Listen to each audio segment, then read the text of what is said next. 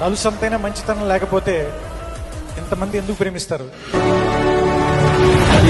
నిశ్శబ్దం పడి ముక్కలవుతున్న భీకర దృశ్యం అలలెగసిన దర్యాల గడి ఆగ్రహేగమై రూపు దాచిన సత్యం ఆగ్రహ పరాయణ